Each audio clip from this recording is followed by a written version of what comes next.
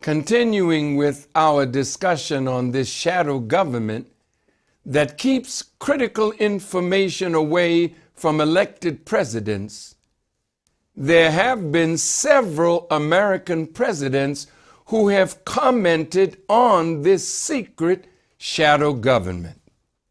According to an article by Ross Pittman posted on the website consciouslifenews.com titled "Verified Warnings from Former U.S. Presidents About the Invisible Government Running the United States with No Allegiance to the People," he identifies certain presidents who mentioned the shadow government.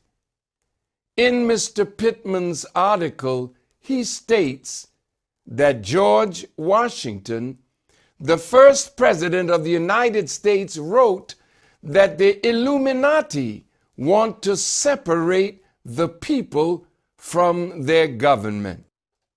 Quote, "It was not my intention to doubt that the doctrines of the Illuminati and principles of Jacobinism had not spread in the United States.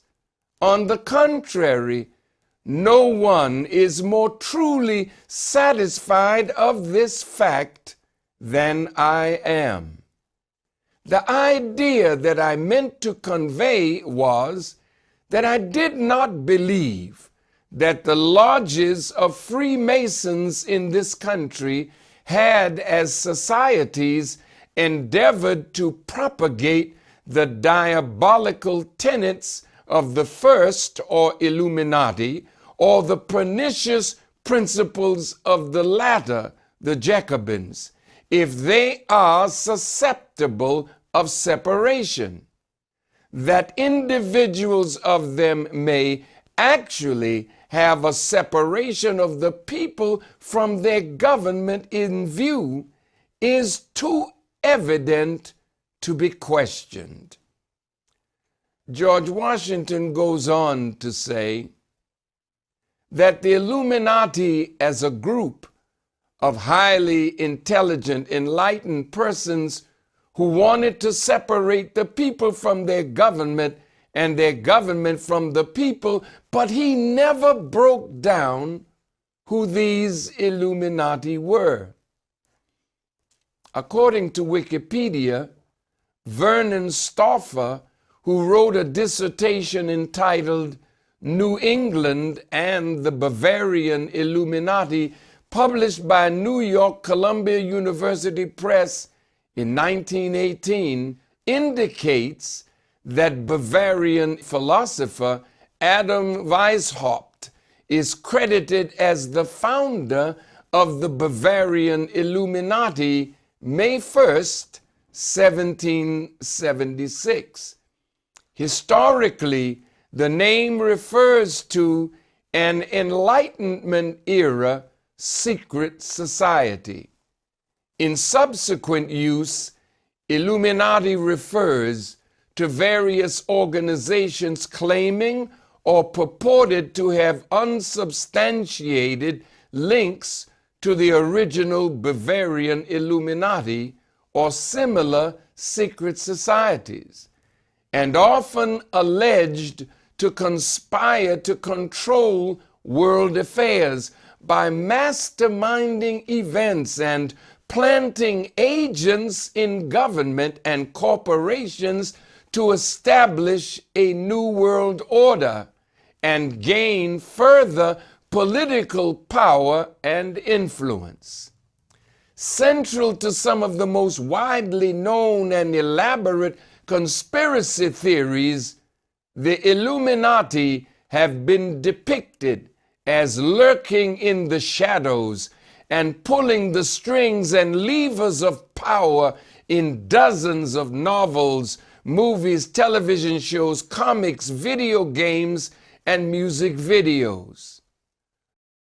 Jacobinism is described as the practice of the Jacobins, a political group advocating egalitarian democracy during the French Revolution, the ideology of the most radical element of the French Revolution that instituted the Reign of Terror. Although Jews of France, in particular, the Sephardic Jews of Paris, were considered as Jacobins, it referred more specifically to Jews and the non-Jews who supported them. Depending on the historical writers, despite who controlled the press, both groups were charged with initiating the French Revolution. Thomas Jefferson, the third president, was much more specific about the shadow government. He said, quote, "I sincerely believe with you that banking establishments are more dangerous than standing armies," close quote. John C. Calhoun, Vice President of the United States under the 7th President Andrew Jackson, said, "A power has risen up in the government greater than the people themselves, consisting of many and various and powerful interests combined into one mass and held together by the cohesive power of the vast surplus in the banks. This mighty combination will be opposed to any change, and it is to be feared. Such is its influence, no measure to which it is opposed can become a law, however expedient and necessary, and that the public money will remain in their possession, to be disposed of not as the public interest, but as theirs may dictate. The time indeed seems fast approaching when no law can pass, nor any honor be conferred from the chief magistrate to the tide waiter without the assent of this powerful and interested combination, which is steadily becoming the government itself, to the utter subversion of the authority of the people. Nay, I fear we are in the midst of it, and I look with anxiety to the fate of this measure as the test whether we are or not. Theodore Roosevelt, the 26th President of the United States, said, quote, "Behind the ostensible government sits enthroned an invisible government, owing no allegiance and acknowledging no responsibility to the people. To destroy this invisible government, to befoul the unholy alliance between corrupt business and corrupt politics, is the first task of the statesmanship of the day," close quote. Woodrow Wilson, the 28th President of the United States, said, quote, "A great industrial nation is controlled by its system of credit.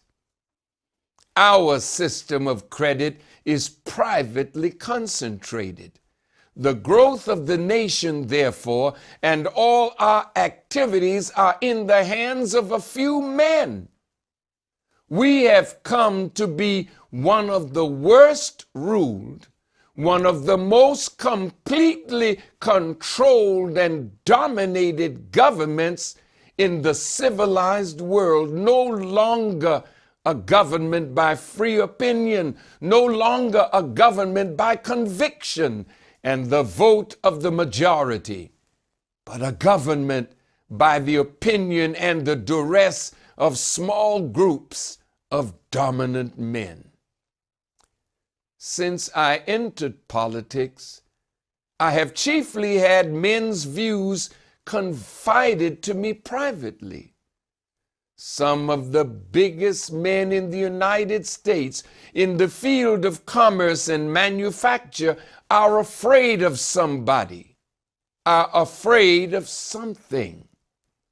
They know that there's a power somewhere so organized, so subtle, so watchful, so interlocked, so complete, so pervasive that they had better not speak above their breath when they speak in condemnation of it.